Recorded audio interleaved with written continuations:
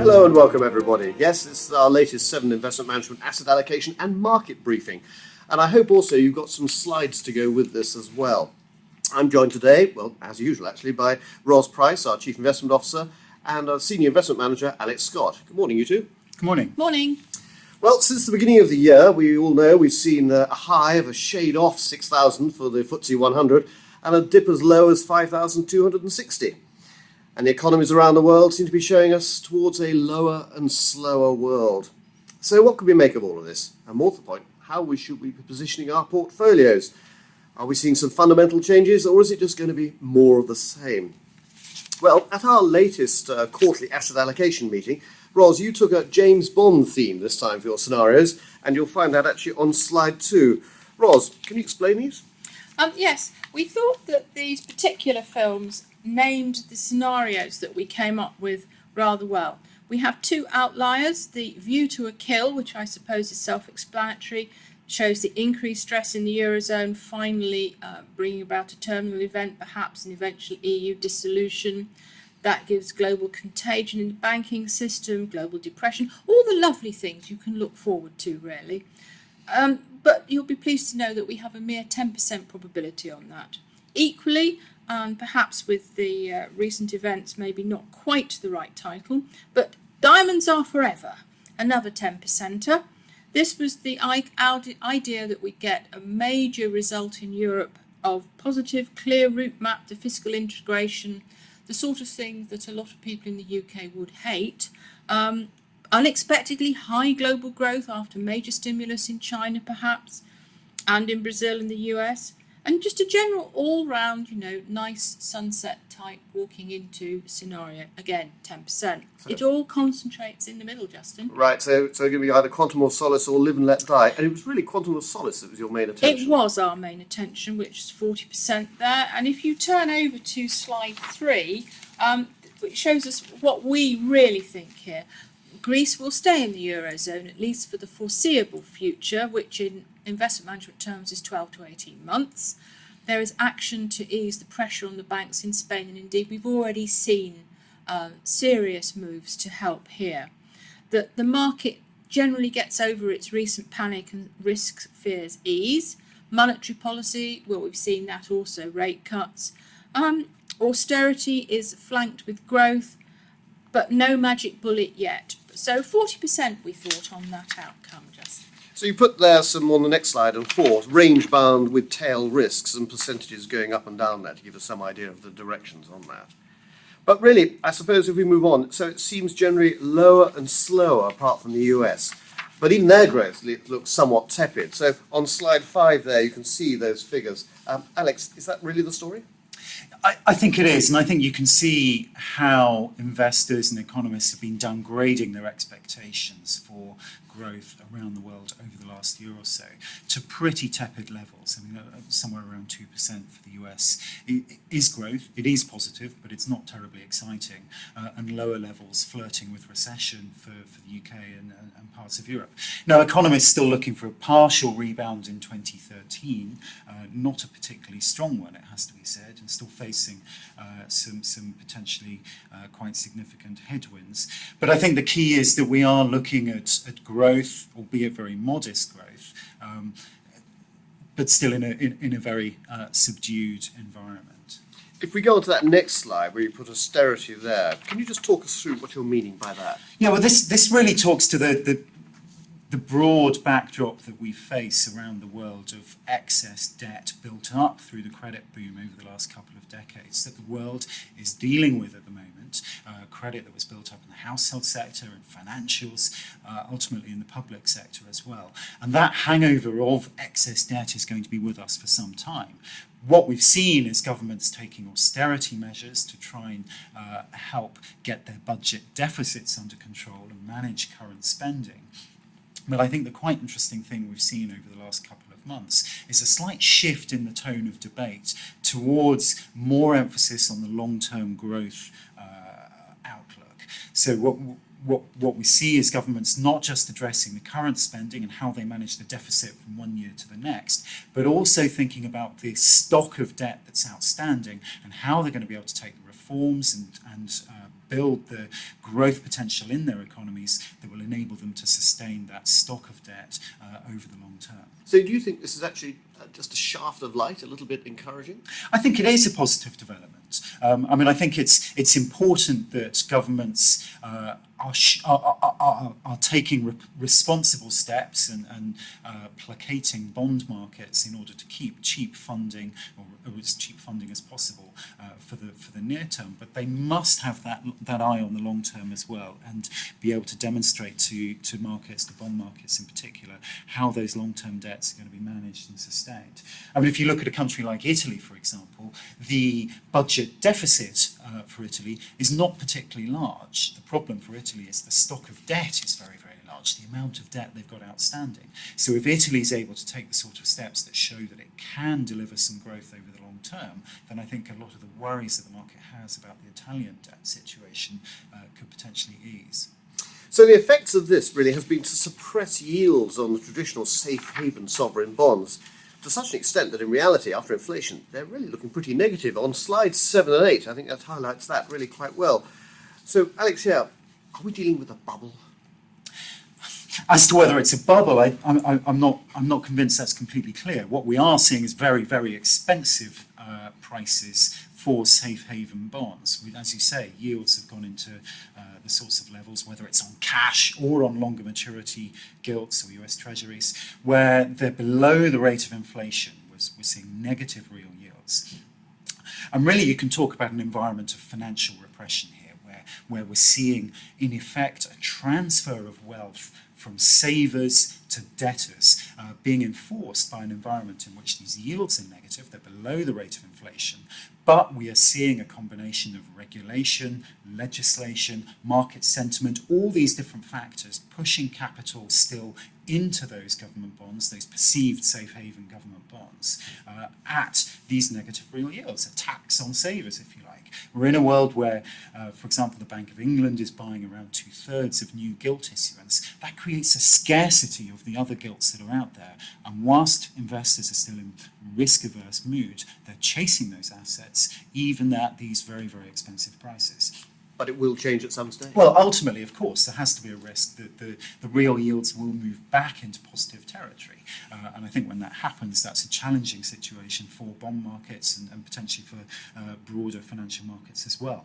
I think while we still have a picture where investors are in uncertain mood, where we're seeing interest rates stuck very close to zero, and where we're seeing more and more of this unconventional monetary policy, quantitative easing and so on, encouraging more and more buying of gilts and other safe haven bonds. The risk is, or the likelihood is probably that rise in gilt yields doesn't happen yet. They can stay at low levels at negative real yields for some time to come. Okay, well, let's take either end of the scale and actually look what could go wrong and also look at what could go right. So let's start off with the depressing bit. What could go wrong? So what could actually happen on this in these circumstances? Ros, slides 9 and 10 really highlight this. Yes, what could go wrong? I could actually say this is not our view that this will happen, but of course there is always the danger of something going wrong almost by accident in Europe. Greece could default and exit or be thrown out. That could create panic in markets just because markets will panic. But we also, don't expect it. But might even be a catalyst to actually see some positive news, could it not? It might. Yes, that's true, because the rest of Europe will then be unsaddled, shall we say, won't have this burden to carry, although Greece is not the largest problem. I think the biggest problem was if there are severe political polarisation in Europe. And that is more of a long-term problem. Again, we don't have that as our core scenario. That would help drift towards an EU collapse. But Europe isn't the only place where things can go wrong. We've all been led to believe that China is the wonder economy. Well, at the moment, China is definitely struggling. There is a change in government at the year end. People say this is the reason why they are not stimulating at the moment, although we have seen two very sharp rate cuts in very smart order. But a hard landing for China is not off the cards entirely. you'll all have heard about the US fiscal cliff. The market would like to believe that US politicians could not be so stupid 2 summers in a row. But these are politicians we're talking about, so of course they could be that stupid. Other accidents that could happen, well, we all heard about the Turkish plane being shot down.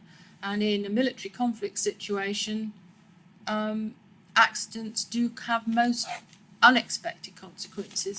These are all things that we give a slight probability to here. I just noticed on that next slide 10, it highlights that the US deficit is actually worse than the Eurozone deficit, because the US do seem to blame everything on the Eurozone at the moment. Oh, yes, we very conveniently like to ignore the little problems of the US indebtedness, and we assume that they are wonderful. I did actually hear Jean-Claude Trichet talking on this a couple of weeks ago, where I was privileged to be there, and he said, we know the US is wonderful because they keep telling us so. And that is indeed true.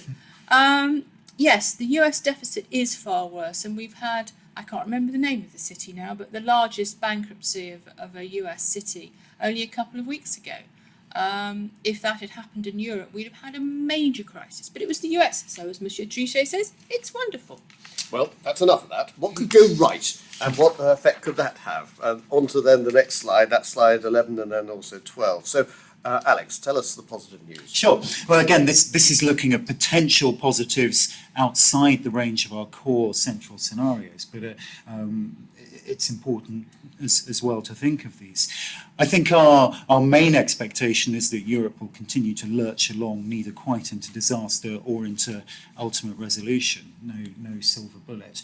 But I think there is a possibility now that silver bullet could appear, that we do see much more progress towards a clear vision of what Europe in the future should look like. Well, we've finished those elections now for the time, those 2 big French elections. Right. So it's now clearer as to Hollande's position. Yes, absolutely. I mean, we go on and talk, and we've got some bullets, I think, on the next slide as well to talk about some of this. But we have a clearer idea of what France wants. I think we've got a relatively clear idea of what Italy and Spain want. I think we've got a relatively clear idea of what Germany wants, particularly after Finance Minister Schäuble gave a very informative interview to Der Spiegel magazine recently. The trouble is that I think there's still a gulf between the positions of some of these countries. In effect, Germany is saying no blank checks without control in Brussels of national budgets. And other players are saying no loss of sovereignty, no transfer of that degree of power to Brussels. So those positions are not yet aligned. Governments are clearly talking about this. It is a central point of the agenda, how those differences can be resolved. There is a possibility that we do see those resolved and do see a quantum leap forward in the vision for Europe. That would be, I think, a great result for markets. It would take away a lot of the potential for systemic risk that an unravelling of the Eurozone could create. Okay, and as for the United States, presumably after the election, life gets clearer then. Yeah, I think it does get clearer, and I think also the other key factor for the post-election world in the US is that the central bank, the Federal Reserve, has possibly got greater freedom to act without it being seen as an overtly political move. That could be important. I mean, the US, there are questions over economic momentum at the moment. Some of the survey indicators looking a little bit weak, but I think some shafts of light, particularly in the housing market and construction sector, that's a key sector in the US economy, not just for the investment in housing itself, but for the knock-on in other industries and employment that could result if we see stabilisation there and a real recovery in US construction and housing. It's not quite on the cards, but there are some positive indicators. We need to keep a good eye on that, because if we do see it, that's potential important building of momentum. And if there is more confidence in the US, then that would expect to ripple out to other areas and potentially to the BRICS as well. Yeah, I think so. I mean, I think a stronger picture for US growth would clearly have positive implications for demand around the world as well. I mean, don't forget as well that whilst we're seeing some quite subdued data in the current data readings from some of these BRIC and emerging market economies, we are also seeing those stimulus moves being taken. We're seeing the rate cuts that Ros mentioned in China. We're seeing that in other emerging markets as well. there may well be some lag or lead time, but if those rate cuts do have an effect, we should potentially see some impact in real economy data next year from that. Okay, just moving on to slide 12 then, towards United Europe. Coming away from the hyperbole of the headlines, are we seeing the dots being slowly joined here, do you think? Are they being joined? I think they're getting closer to being joined. They're not being joined yet. At least we know what the dots are, perhaps, is the way to think about it. I think it is progress, and I think that the debate has shifted. These kinds of issues are now at the core of the agenda at the top level within Europe. The idea of a banking union to share risk within the banking sector between Eurozone members and to stem the risk of deposit outflows from the periphery is very much front and centre now. We're seeing steps towards that being adopted. We're seeing more freedom of action, I think, at the ECB. We've seen rate cuts already. We're not yet seeing more direct quantitative easing from the ECB. I think possibly we need to see more political progress still before we get there. But again, it's on the agenda. The idea of a common euro bonds and real burden sharing is perhaps at a much later stage in progress. But again, the agenda is there. It's being talked about. Europe is showing, I think, at the moment that it can do enough to keep the show on the road whilst these diplomatic issues are slowly and painfully resolved. Okay, so just to try and sum up some of these points, the US grows, albeit slower. The issues of the fiscal cliff, the debt ceiling, and of course the result of the election, not just presidential, of course, but congressional, and whether we end up with, again, a divided Congress. All that's going to be of concern for next year. But I suppose the comfort one could take with America is that nothing else, they are pure capitalists and will take capitalist action to try and get things moving. The Eurozone we just discussed in terms of joining those dots, albeit slower, and China we've mentioned in terms of it's slower, but they are already taking action. I suppose the interesting point in the United Kingdom is if they are showing signs of turning that deficit around, are we going to see any growth strategy coming in here? We'll have to wait and see what happens with our politicians. So let's then translate this into portfolios. Now, firstly, perhaps we should provide some further context here. The FSA has provided some guidance to the industry that we should all be indicating that the longer-term strategic returns from portfolios are likely to be lower, particularly during this period because of the fact that the bell curves, in effect, are being suppressed. The effect of this has had this impact on the traditional bell curve, as you'll see on slide 15. So, Alex, this issue with the bell curve and the impact of this and then how that may flatten out, could you just describe the impact of this? Yeah, I think this is a real challenge for investors in how to think about the world. I mean, if you look on slide 14, we try to show a graphic depiction of perhaps what the world used to look like, how one might have been able to think of expected returns from an investment portfolio around a central ground. And in a world where cash rates were maybe 4%, where rates on risk-free gilts were 4, 5, 6% even, then the idea of a relatively high expected return and a relatively narrow range of outcomes around that was probably quite a reasonable one. I think if you look over the page on slide 15 of the sort of world we think we're dealing with now, we talked about the low real yields, the environment of financial repression. I think that's got implications right across the spectrum for asset classes. The returns from low risk or zero risk assets much lower, and although potentially the returns for risky assets could be still relatively high, I think we need to think in terms of a wide range of outcomes, of volatility in those assets, and that potentially creates this risk of fat tails, the shaded areas at the extreme range of those distributions. Now, we don't worry too much about the one on the right. That's the one we like, the strong upside scenarios. The one on the left, the risk that a volatile world with potentially quite low central expectations for returns could create situations where portfolios are exposed to quite severe losses. And particularly, I think, at times of extreme political or economic stress. And we need to think very clearly about how we react to that. There may be times where we have to think in terms of portfolio insurance, whether it's through put options or hedging currencies or taking other defensive measures in portfolios. That's not necessarily a strategy for all the time, potentially expensive strategy to implement, but it's one we need to think about from time to time. Okay, so a flattened bell curve and these fatter tails. So, Ros, what have been our actions to manage this so far? Well, currently we have taken action to attack, should I say, both the red and the green fat tails. In terms of the potential loss to portfolios, we have bought some puts, particularly on the Eurostoxx 50, which is the obvious area where one might want to panic about. I should add that when the market went up again at the end of June, they actually cost us. But then if you think about it, you pay out for your house insurance every year. You don't worry about it because you do not want to come home to a smoking ruin and have nothing to pay for the rebuild. It's part of giving confidence. It is, yes. And that's allowed, knowing that you've got this piece of the portfolio hedge in, you can actually go out and do other things which over time will pay you back. So what we've also done is we feel that the dividend paying part of equity markets is very cheaply valued at the moment. And markets where you don't believe things are happening, dividends are increasing, even in Japan. So we've bought dividend futures for a range of years, 13, 14s and 15s, in Europe particularly.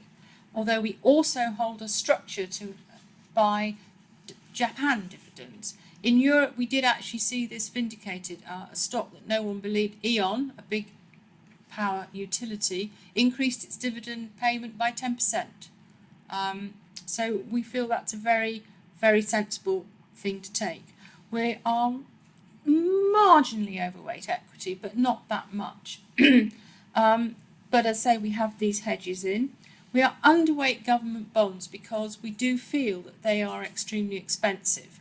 We prefer to hold the higher yielding credit and even the particular high yield category and loans category, because on any recovery at all, they will outperform the government bonds again. We've also hedged the euro. I think that's pretty obvious. We forget to tell you quite often that we've done that because it's such an obvious thing to do. Because actually part of the euro's solution is for it to fall in value.